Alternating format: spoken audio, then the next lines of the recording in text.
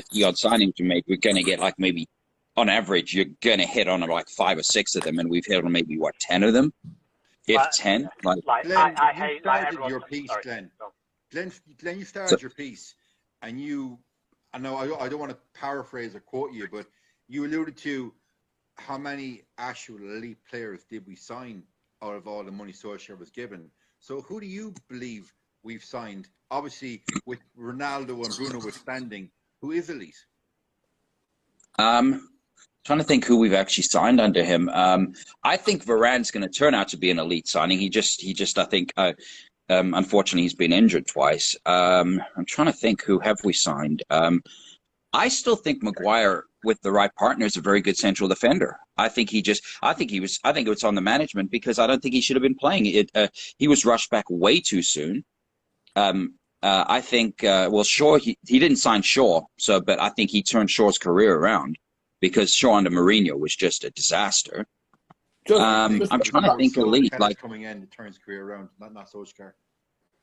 Yeah, okay, yeah, true. Because he finally had some competition. I think Bissaka is a really good signing. I just don't think it depends on how you play him, because as someone pointed out, I read an article where if they were going to play back three, why not play Bissaka in the back three? Because that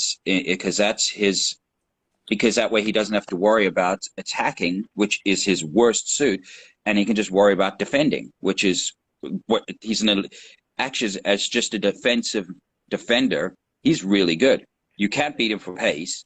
Yeah. He's one of the best tacklers I've ever seen. He is, but however, he can't cross the road. Yeah, exactly. No, that's why I think if you're going to play back three, play him if you're going to play back three, yeah. If you're going to get it back, if you got a back three, and when you have Varane back, you have Varane, Maguire, and Bissaka in the back, then you can play. I would then actually play Sancho as someone was suggesting, playing him as a wing back, because he can bomb forward, and play him on the right, which we actually signed him as, and I disagree with that. You can't sign one of the best wingers in the world who has one of the highest chance creations and most assists, and the stats he got in the Bundesliga, and then play him in a right wing back. But it depends on if the wing backs are attacking, right? If he's attacking, because he's got the speed to get back up and down the field, right? I wouldn't say Sancho's necessarily that quick, to be honest. No. I think he's a give and go player. He's not a pacey player. Oh, okay. All right. Yeah. I just assumed he was. Sorry, I thought he was fast. No, Okay. he's not slow, but I have a problem with the whole the Wan-Bissaka great tackling thing. Like I'm not a big fan of players that are classed as great tacklers, because more often than not, it's a last-ditch thing, and it means they're out of position. Yeah. All these people in history that are labelled great tacklers, it's when they slide in and they're beaten for pace, and then they try and get back last minute. Maldini said that, didn't he? How often you don't refer to Maldini as a great tackler, Costa Curta as a great tackler, because it's Beckenbauer as a great tackler. They're just there. Their positional sense is unbelievable. Like, who do you prefer, Rio or Vidic? Rio's much better positionally. Vidic is a better tackler. Vidic was out of position more. Like, I don't think, like, just because you see someone pull off a slide tackle, and don't get me wrong, when he gets out of position, he's pretty good at getting it back. But positional sense. But also, guys, same with Bailly. Last season, on Wan-Bissaka, he was pulled out of position time and time again, because he got sucked back in beside Lindelof to cover for Lindelof. Which I don't know whether you. Sorry, I was going to say, I don't know whether you see this on TV, but when you're at the game, like, I think it's a coaching thing, because when you're at the game, United defend the width of the 18-yard box. Basically, their fullbacks tuck in.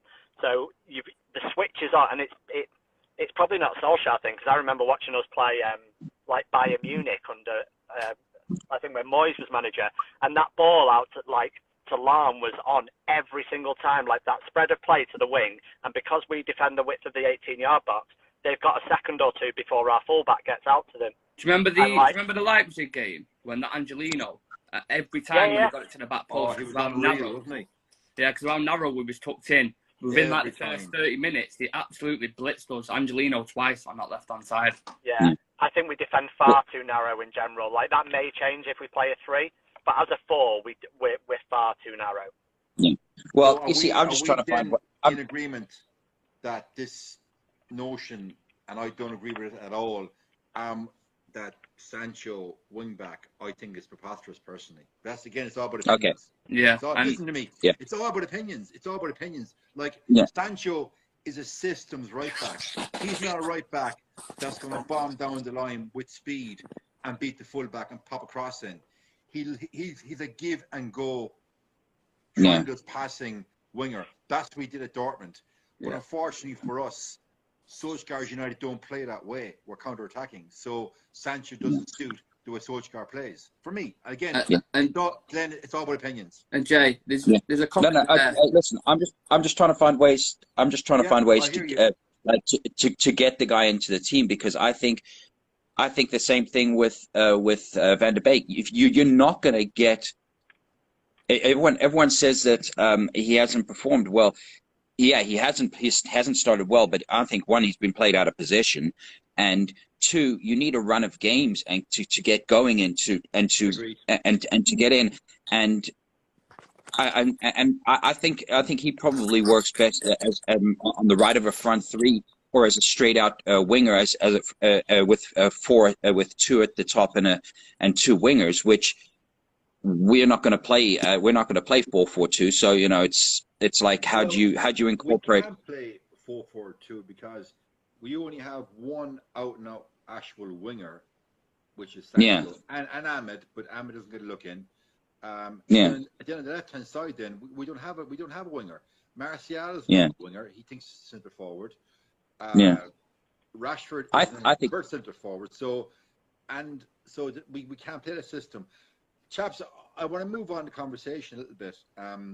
Adam and Kevin and I had our say last night. I want to hear your thoughts as 3 Englishmen.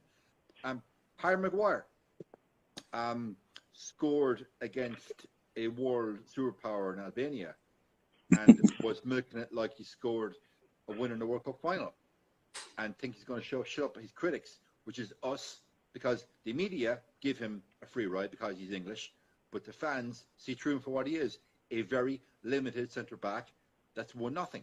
Thoughts? Yeah. And there was a comment on Maguire then. I've just read it. I can't remember who it was who put it, so sorry about that. But he put, I don't get the criticism of Maguire.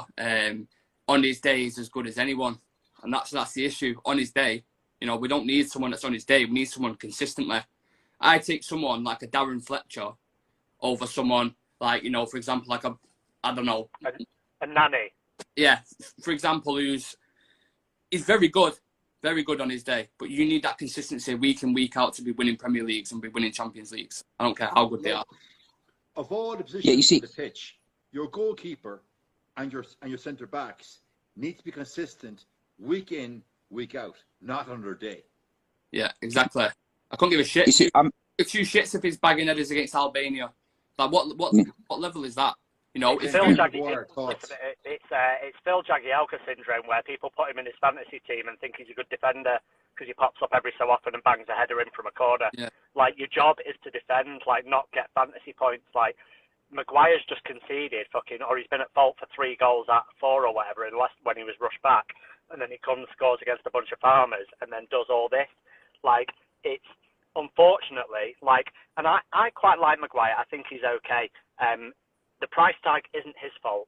So that 80 million, he didn't ask to be paid 80 million for, so that's not his fault. But he is overrated because he's English. He doesn't help himself with some of the ways he performs.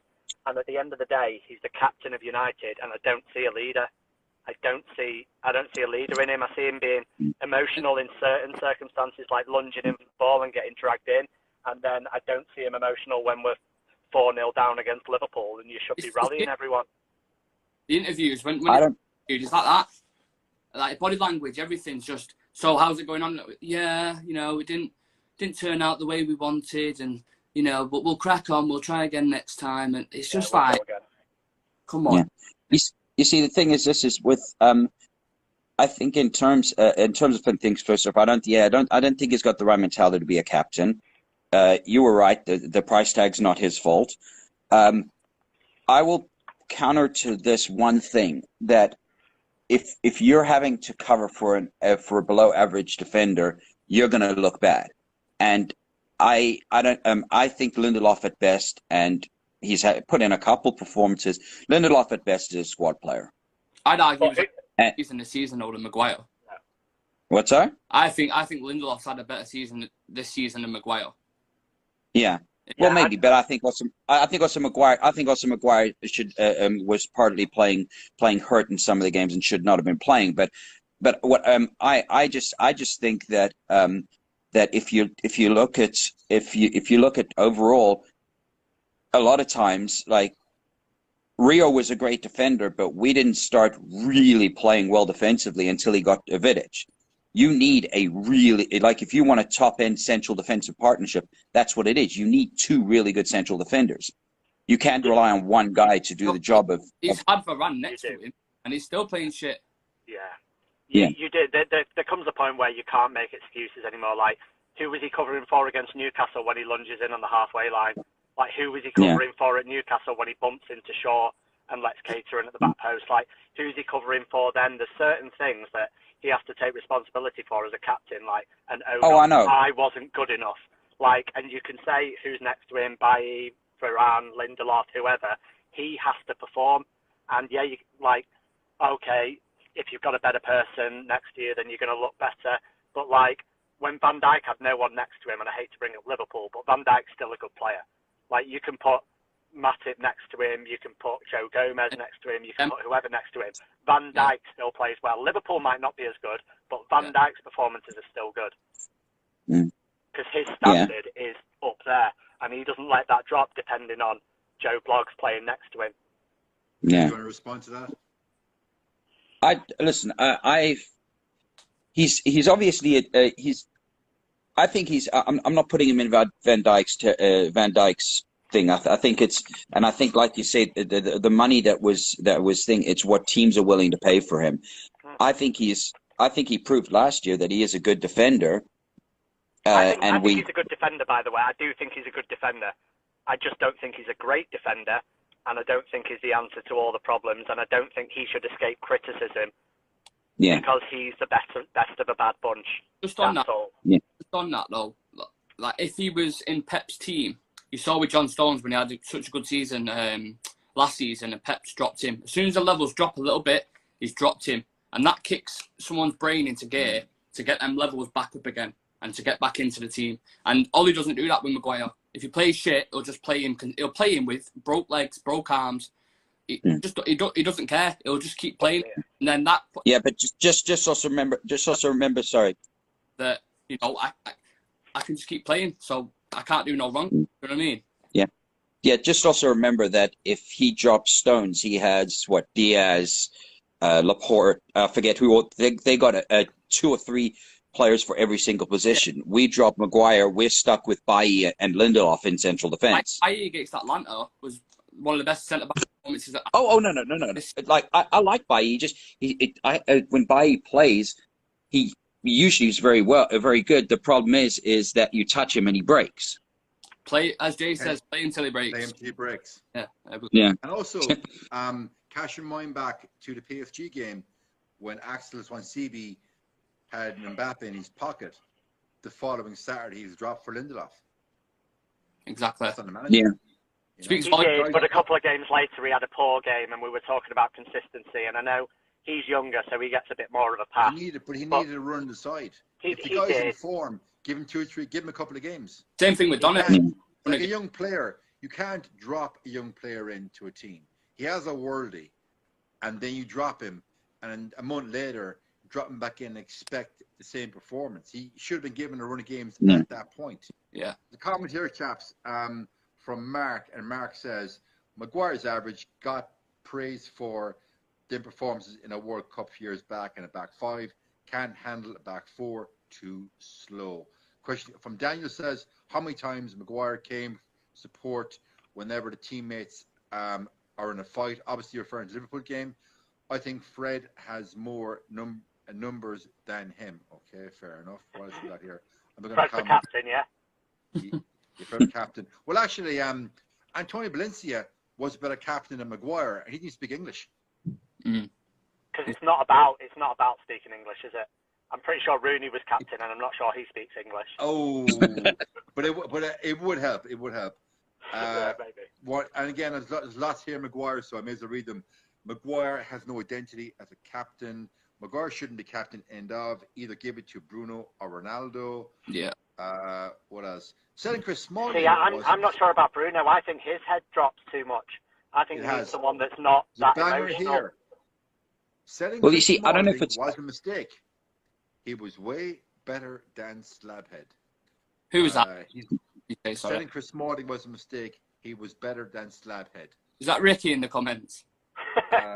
It's somebody that goes by the moniker One Lit Zidane. Okay, One Lit Zidane. That's your shout out. Again, I'm still reading Maguire stuff. He's no captain for sure. Southgate would sort out defense if he was manager. Oh, give me a fucking break. Listen, like this, so this is the kind of stuff that does my head in.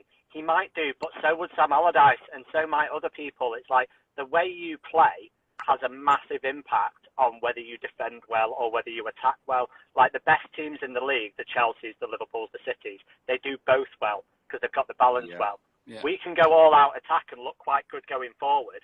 We can sit back and look quite good and solid at the back if we play a particular way. But we've, like, how many games this season have we got the balance right? One, if that. Yeah. I'll read a few more comments here and then I'll push conversation on. Maguire only looks good in a deep back line. Agreed. The captaincy is too much for Harry. He needs to go to Bruno. And again, I'm still scrolling through here, guys, because there's so many comments. And again, guys, thank you all for the comments. We do see them, but unfortunately, for the brevity of the show, we can't read out every single comment, but we do see them, and we do take our talking points from your comments. So please keep putting them in. What is here? Again, guys, if you say anything, let me know. Somebody says here, give captaincy to Bruno, a man who'd fight for the badge. Obviously, going back to Liverpool game when he cleaned out Van Dijk to protect Ronaldo. Maguire is a number 2 defender at best. Okay, so lots on Maguire. Obviously, we've stoked a hornet's nest here on the Maguire conversation. Mark says it's like people are trying to make excuses for Maguire. I agree. I completely agree. With who he plays. Just same with Pogba. It's the same with Pogba. Just ain't good enough. That's simple. Just on Maguire. Different. I remember. I don't agree with a lot of things Paul Merson says. Most of it's dribble. But he said on Maguire, you know, when you play at Leicester, you sat deep and you press out every now and then. When you play at United, you play a high line and you're going to get done for pace in behind because a lot of the teams you go into, well, obviously not with Ollie now, but usually with United, a lot of teams you go into, you're pressing them and you leave a big gap in behind. And he's been exposed to that so many times. And he called it right before he signed for United, Paul Merson. And that's one of the things I agree with him completely. Playing for United is not the same as playing for any other club. Yeah. We heard it all the time about, like, Dean Henderson, like, how many shots are you facing a game at Sheffield United? And then United, like, I know it's different at the moment, but back in, like, the heyday, you've got your top keepers that are maybe facing 1-2 shots a game. And the concentration level has to be completely different. So, like, just because you're a big fish in a small pond at another club, you can come to United and it can completely ruin you if you're not ready for it. I mean, imagine Ronaldo walking into the training ground and being like, right, Ole, who's the captain again? And he goes, oh, it's Harry over there. And he's like, who? What? Yeah. What's he done? What's he what? Like, oh. Okay, we'll move it on from Maguire for the last couple of minutes. Just a quick thing. Yeah. Go ahead, Glenn. Go ahead. Just a quick thing about everyone says the passion that Bruno shows. I think we need a strong manager because I can start to see that. Like what I'm not liking is the whining that you see on the pitch with him, and it's being noticed, and I don't know if he's down tools. I don't think he really has, but it's something that Ferguson took out of Ronaldo's game pretty like over a couple of years and said, That's where I think a strong manager, because a strong manager would say, okay, shut up and just play the game.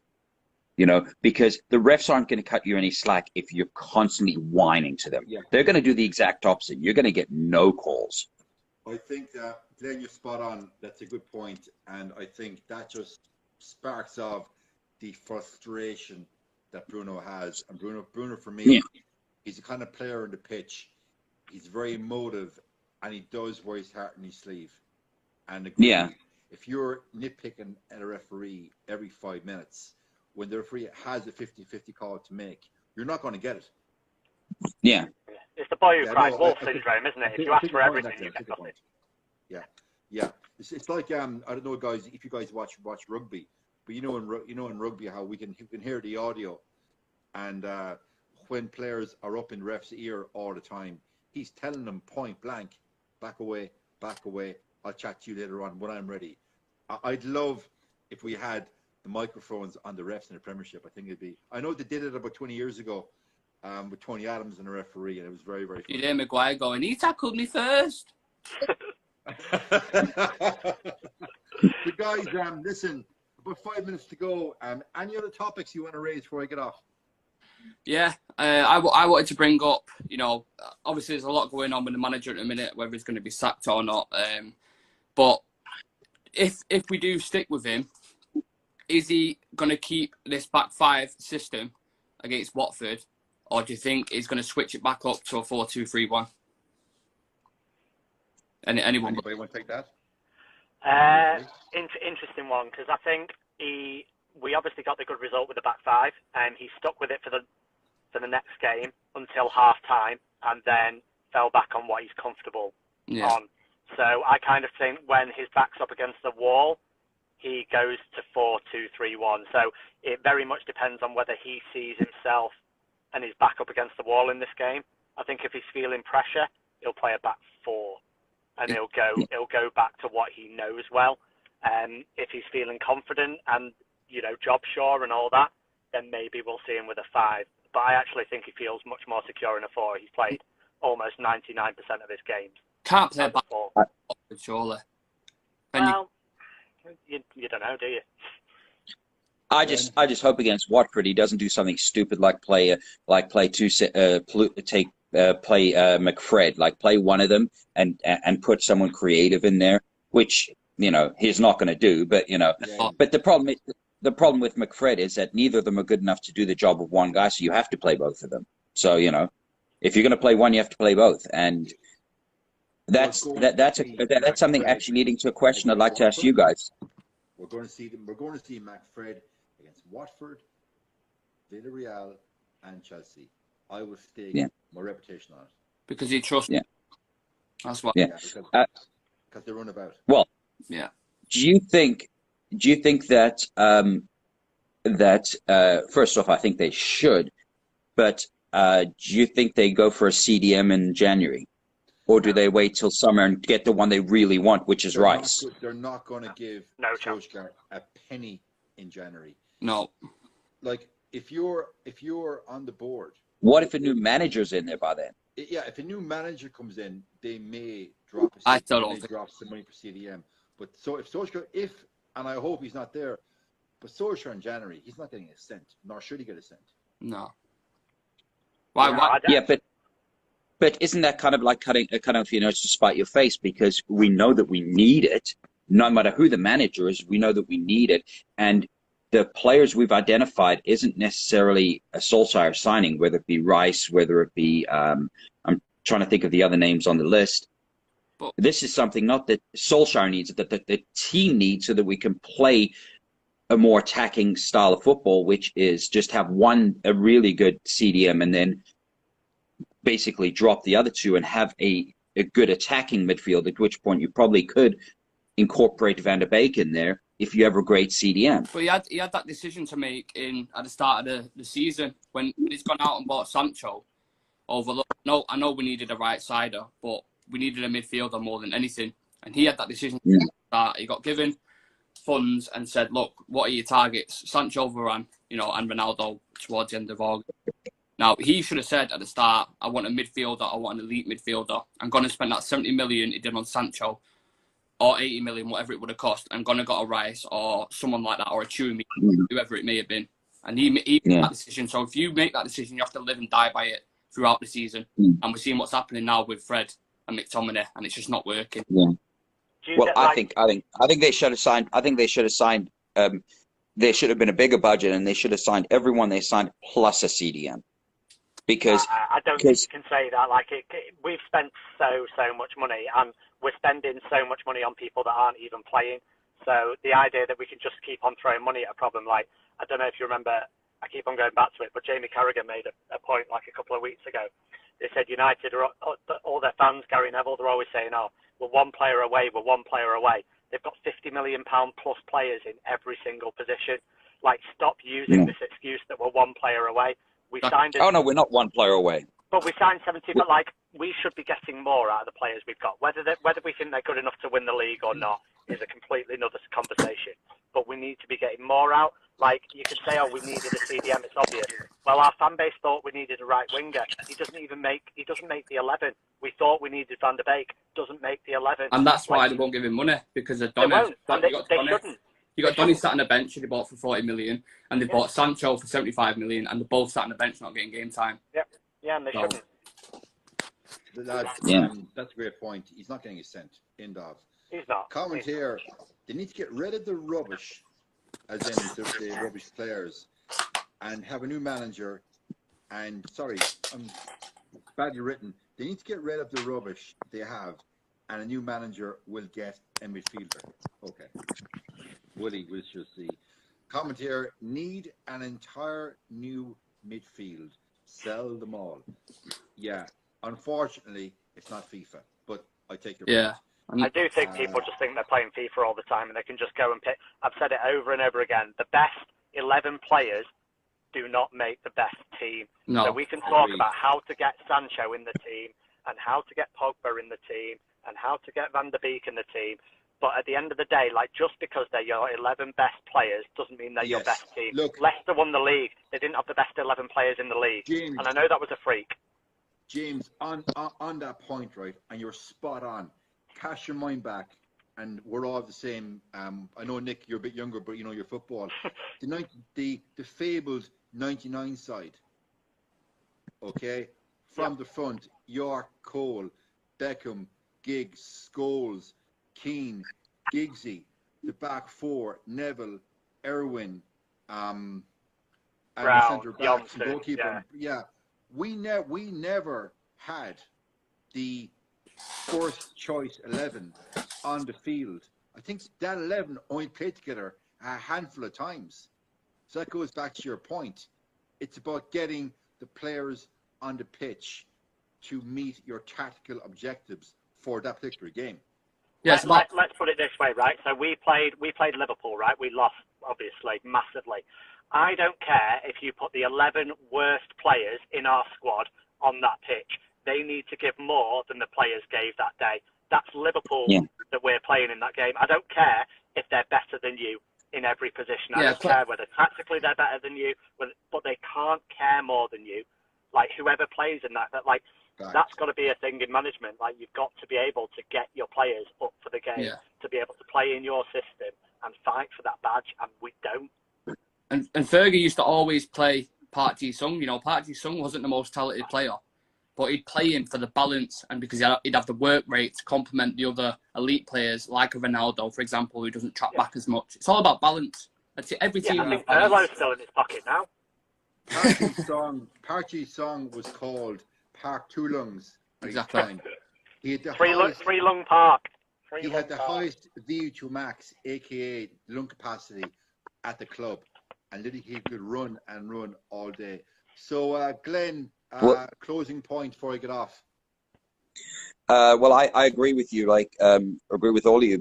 It's just finding the right players for the right positions. Because you were talking about Park Ji-sung, and I remember read. I think it was Perlo that was saying he was the most annoying player to play against because he would just he didn't even care about the ball. He wanted to stop you. from thing, and we don't have those players right now that will run through the wall. And I just don't.